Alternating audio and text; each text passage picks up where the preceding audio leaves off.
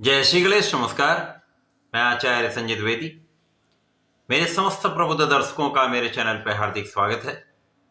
प्रिय दर्शकों, आज मैं कन्या राशि का दिसंबर माह का मासिक राशिफल लेकर आपके सम्मुख उपस्थित हूं। दिसंबर माह में जो ग्रहों की स्थितियां हैं तथा जो ग्रहों के परिवर्तन होंगे वो दिसंबर माह में कन्या राशि के जातकों के लिए किस प्रकार से लाभकारी सिद्ध हो रहे हैं।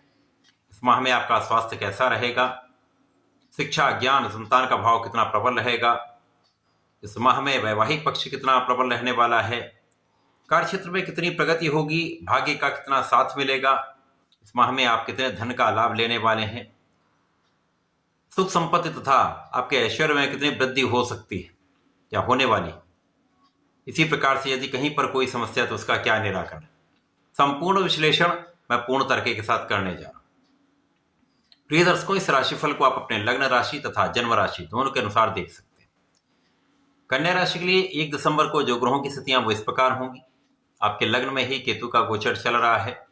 आपके तृतीय भाव में सूर्य और बुध का एक महायोग बना हुआ, जहां पर प्रारंभिक समय में चंद्रमा भी होंगे।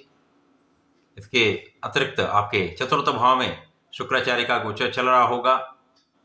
आपके षष्ठम भाव में शनिदेव का गोचर चल रहा है, जहां पर ये मार्गी हो चुके हैं। आपके सप्तम भाव में राहु होंगे। आपके भाग्य भाव में गुरुदेव बृहस्पति का गोचर चल रहा है तथा इसी प्रकार से आपके लाभ भाव में वर्तमान समय में मंगल गोचर कर रहे हैं, जहां पर ये नीच राशि में।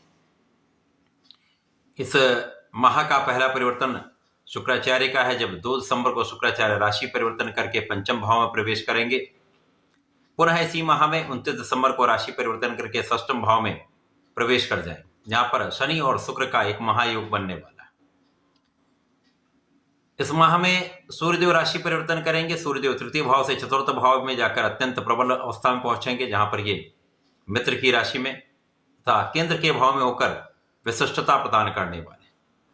इस माह में बुध मार्गी होंगे तथा मंगल वक्री होंगे। इस माह में यदि हम स्थितियों को देखते हैं तो निश्चित रूप से जब तक राहु आपके लग्न को देख रहे हैं, लग्न में केतु का गोचर चल रहा है, तो कहीं ना कहीं जब लग्न के स्वामी, राशि के स्वामी पीड़ित होते हैं तो समस्याएं अवश्य आती हैं। वर्तमान समय में राहु शनिवत हैं, यहां पर कहीं ना कहीं आपके तनाव को बढ़ाने वाली स्थिति हो सकती है। स्वास्थ्य समस्याएं यहां पर होने वाली हैं। अपने स्वास्थ्य का ध्यान रखें, तनाव से बचने का प्रयास करें। इस समय में आपकी स्वास्थ्य समस्याओं के कारण तथा तनाव के कारण आप उतना परिश्रम नहीं करने वाले हैं। किसी न किसी कारण से आप उतना अपने सामर्थ्य का संपूर्ण उपयोग नहीं कर पाएंगे, जिसके कारण उतना लाभ भी आपको प्राप्त नहीं हो पाएगा। प्रारंभिक समय में ऐसी स्थितियां बनती।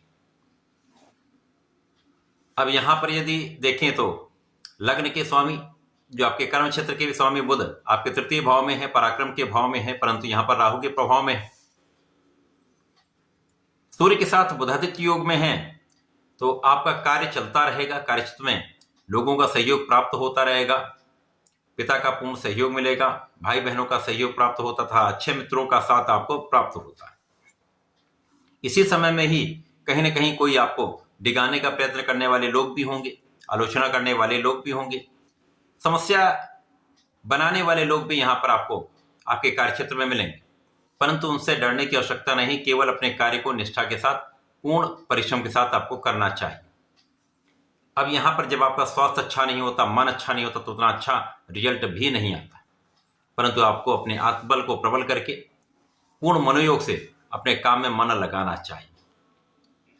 इस समय में गुरुदेव का भी प्रभाव है, तो कहीं ना कहीं आप अपने कष्टों से निकलेंगे अवश्य। समस्याओं से आप बाहर आएंगे, स्वास्थ्य समस्याएं भी दूर होंगी, आप स्वस्थ भी होंगे, आप परिश्रम भी कर पाएंगे। जब स्वास्थ्य समस्याएं कम होने लगती हैं तो धीमे धीमे आपके लिए स्थिति अनुकूल हो जाती है। आप अपने प्रयासों को करने लगते हैं, जिसके कारण आपको अपने कार्य क्षेत्र में, अपने व्यापार में, अपने प्रोफेशन में अत्यंत सकारात्मकता प्राप्त होने लगती है, जिसका लाभ भी आपको प्राप्त होने लगता है। जीवन साथी के साथ भी सामंजस्य में समस्या आएगी। मनोबल बढ़ाकर आपको संतुलन रखने का प्रयास करना चाहिए। आपने मतभेदों को भुलाकर समस्याओं का समाधान यहां पर करना चाहिए। साझेदारी में तो निश्चित रूप से कहीं ना कोई समस्या आती रहेगी। तो यहाँ पर बचने का प्रयास करें, विवादों से बचेंगे तो समस्याओं से भी बचेंगे। इस समय में गुरुदेव का जो आपके नवम भाव में गोचर चल रहा है, क्योंकि ये बड़े ग्रह हैं, लंबी अवधि के ग्रह हैं, इनका प्रभाव निश्चित रूप से आपको कई समस्याओं से बचाने वाला है। यहाँ पर गुरु का प्रभाव आपकी लग्न को भी प्रबलता देगा, आपको भी बल देगा, क्योंकि लग्नेश पर भी दृष्टि का प्रभाव, लग्न पर भी दृष्टि का प्रभाव, सूर्य पर भी दृष्टि का प्रभाव। तो यहाँ पर जो आपकी स्वास्थ्य समस्याओं में बिना कारण से व्यय हो रहा था, अनएक्सपेक्टेड एक्सपेंसेस हो रहे थे, उन पर यहाँ पर नियंत्रण होने लगेगा। जैसे जैसे ये माह आगे बढ़ेगा आप समस्याओं से मुक्ति पाते जाए। इसके साथ ही साथ आपके ज्ञान का भाव विशिष्ट रहेगा। इस माह में शिक्षा ज्ञान के भाव में प्रबलता आएगी। जो विद्यार्थीगण हैं उनके लिए एक अच्छा समय है, जब आप अपने शिक्षा में सफलता की प्राप्ति भी करेंगे। यदि आपकी परीक्षाएं चल रही तो उसमें यहाँ पर अच्छा आपको रिजल्ट भी प्राप्त होगा। संतान पक्ष बलवान रहेगा, संतान से आपको लाभ भी होगा, संतान से सुख भी प्राप्त होगा। तो यहां पर गुरु का प्रभाव निश्चित रूप से अत्यंत सकारात्मकता देने वाला है, आपको समस्याओं से निकालने वाला है। इसी प्रकार से शनिदेव एक बड़े ग्रह जिनका प्रभाव भी निश्चित रूप से आपकी कई समस्याओं का अंत करने वाला है, शत्रुओं पर आपको विजय दिलाने वाला है। जो आलोचना करने वाले लोग हैं उनको अपना काम करने दीजिए, आप अपना कार्य करें, उनका प्रभाव निश्चित रूप से होगा। आपको कुछ करना ही नहीं पड़ेगा, आप अपने ईश्वर पर विश्वास रखकर अपने कार्य को करते रहें, समस्याओं का समाधान निकलेगा। इसी प्रकार से ऋण वृद्धि हो सकती है, तो यहाँ पर ऋण लेने से बचना चाहिए। जो व्यापारी गण उनके लिए ये नियम नहीं है, उनको तो ऋण लेना भी है, ऋण देना भी है, अपने कार्यक्षेत्र को विस्तृत करना है। सामान्य रूप से इस समय में कानूनी समस्याओं में आपकी विजय होगी। जो लोग घर से दूर रहकर कार्य कर रहे हैं, यात्राएं करते हैं, तो यात्राएं होंगी, यात्राओं से आपको लाभ भी मिलेगा, परंतु अनावश्यक यात्राओं से आपको बचना चाहिए, क्योंकि ये यात्राएं स्वास्थ्य समस्याएं क्रिएट करने वाली। परंतु इस समय में आपकी संपूर्ण सुरक्षा होगी, आपकी आयु की भी रक्षा होगी। अपने परिश्रम को नियमित रूप से करना चाहिए, समस्याओं का निराकरण करने का प्रयास करना चाहिए, क्योंकि आपके में बुद्धि का बल जो है अत्यंत प्रबल है। इसी प्रकार से आपके अंदर ज्ञान भी है, सूर्य का प्रभाव भी मिल रहा है। अब इस सूर्य के प्रभाव से बुधादित्य योग जो बन रहा है, उनका संपूर्ण प्रभाव यदि आप अपने बुद्धि के बल पर कर लेते हैं, निश्चित रूप से समस्याओं से आप निकलेंगे भी, एक अच्छा लाभ भी आप प्राप्त कर पाएंगे।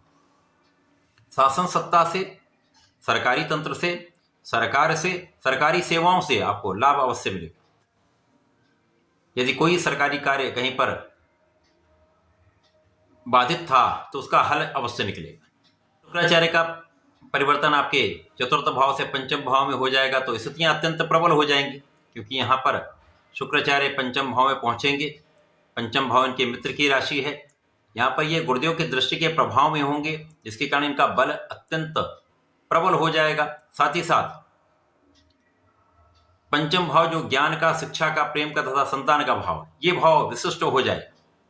अब चूंकि कन्या राशि के लिए शुक्राचार्य अत्यंत विशिष्ट भाव के स्वामी है, भाग्य तथा धन के स्वामी होकर आपके पंचम भाव में, त्रिकोण के भाव में गोचर करेंगे। तो ये इस भाव की प्रबलता से आपको बड़े लाभ देने वाला है, क्योंकि यहाँ पर गुरुदेव का प्रभाव होगा तो शंख नामक योग बनेगा, जिसका प्रभाव आपके ज्ञान के क्षेत्र को विस्तृत कर देगा। जो लोग बड़ी शिक्षा लेना चाहते हैं, उच्च शिक्षा में जाना चाहते हैं, उनके मन पसंद, उनके मन के अनुरूप उनको इंस्टीट्यूशन मिल सकता है, अपने मन के अनुरूप वो शिक्षा ग्रहण कर सकते हैं। शिक्षा में सफलता भी 100% मिलेगी, संतान भी बड़ी प्रभावी होने वाली है, संतान सुख भी मिलेगा, संतान प्राप्ति का योग भी बनता है, तथा इस समय में प्रेम संबंध अच्छे रहेंगे। इन प्रेम संबंधों को विवाह में परिणित किया जा सकता है। इसी प्रकार से इस समय आपके ज्ञान से, शिक्षा से एक बड़ा लाभ आप लेने जा रहे हैं। यद्यपि यहाँ पर मंगल जो आपके लाभ के क्षेत्र में गोचर कर रहे हैं, नीच के हैं, इन पर शुक्राचार्य की दृष्टि का प्रभाव कहीं न कहीं भटकाव का भी योग बनाता है, परंतु गुरु का प्रभाव है तो आप विवेकशील रहने वाले हैं, निर्णय अच्छे करने वाले हैं। तो अपने मन पर, अपने मन की चंचलता पर नियंत्रण आप यदि कर लेंगे तो समस्याएं नहीं होंगी। परंतु इस समय लाभ तो आपका निश्चित रूप से बढ़ेगा। जब सूर्यदेव का परिवर्तन आपके तृतीय से चतुर्थ भाव में हो जाएगा, यहाँ पर ये राहु के प्रभाव से भी मुक्त हो जाएंगे, गुरुदेव की राशि में होकर केंद्र के भाव में आ जाएंगे। यद्यपि ये व्यय के स्वामी है तो व्यय तो बढ़ेगा, परंतु यहाँ पर सूर्यदेव आकर आपके कार्यक्षेत्र को विस्तृत कर देंगे, कार्यक्षेत्र की समस्त समस्याओं का अंत करेंगे। कार्यक्षेत्र में आपका प्रभाव कई गुना बढ़ जाएगा, कार्यक्षेत्र संपूर्ण सफलता आपको प्राप्त होगी, लोगों का सहयोग पूर्ण रूप से प्राप्त होगा तथा यहाँ पर पद की प्राप्ति, कार्यक्षेत्र का विस्तार तथा अधिकार क्षेत्र का विस्तार होगा। जो लोग व्यापार में है, अपनी स्वयं की कुछ प्लानिंग से कार्य करते हैं, प्रोफेशन में है, उनका ये प्लान, उनका ये जो कार्य प्रणाली है सक्सेसफुल रहने वाली, संपूर्ण सफलता भी मिलेगी तथा इस समय में आपको यश वृद्धि का भी योग बन रहा है। इस समय में सूर्यदेव का प्रभाव आपके धन का लाभ करा के कुछ व्यय भी कराएगा। जब आप अपने सुखों को बढ़ाएंगे, भूमि भवन वाहन का लाभ लेंगे, सुखों की वृद्धि से सुख संसाधन को प्राप्त करेंगे, तो आपका व्यय तो निश्चित रूप से बढ़ेगा, परंतु ये आपके लाभ के लिए है, आपके सुखों के लिए। इसके पश्चात जब 29 दिसंबर को शुक्राचार्य आपके षष्ठम भाव में गोचर करना प्रारंभ करेंगे, शनिदेव के साथ इनका गोचर आरंभ होगा। यद्यपि ये मित्र का भाव है, परंतु यहाँ पर शुक्र निर्बल होंगे, क्योंकि भाग्य और धन के स्वामी होकर यहाँ पर रोग ऋण शत्रु के भाव में गोचर करेंगे, तो निश्चित रूप से कहीं ना कहीं कुछ समस्याएं आएंगी। भोग विलास में वृद्धि हो सकती है, जिसके कारण कुछ समस्याएं हो सकती हैं, रोग बढ़ सकते हैं, कुछ विवादों की संभावना भी होती है। यद्यपि यहाँ पर विजयी आप ही होंगे, परंतु विवाद से बचना ही श्रेयस्कर है। इसी प्रकार से भाग्य का उतना साथ नहीं मिल पाएगा। धन तो आप प्राप्त करेंगे, धन का अर्जन होगा, परंतु धन का संचय उतना अच्छा नहीं कर पाएंगे, धन का व्यय भी होगा। इसी प्रकार से यहाँ पर वाणी का व्यय भी होने वाला है, तो वाणी की कठोरता से बचें, वाणी की अनियमितता से आपको बचना चाहिए। विशेष रूप से परिवार के बीच में बहुत संतुलित होकर आपको बात व्यवहार करना चाहिए। यदि आप ऐसा नहीं करते हैं तो कहीं ना कहीं यहाँ पर समस्या अवश्य है। इस माह में आपको नियमित रूप से भगवान गणपति की आराधना करनी चाहिए। आपको गणपति की आराधना तो जीवन भर करनी चाहिए। विशेष रूप से इस समय में आपको गणेश अथर्वशीर्ष का पाठ करना चाहिए। नहीं कर सकते हैं तो सुन लीजिए, तब प्रतिदिन ओम गंग गणपतये नमः का कम से कम एक माला का जप अवश्य करें। संकरनासन गणेश स्तोत्रम का पाठ कर लें, समस्याएं कम होंगी, कष्ट कम होंगे तथा आप अपनी समस्याओं का निराकरण कर पाए। तो ऐसा करके इसका लाभ लें। धन्यवाद, नमस्कार।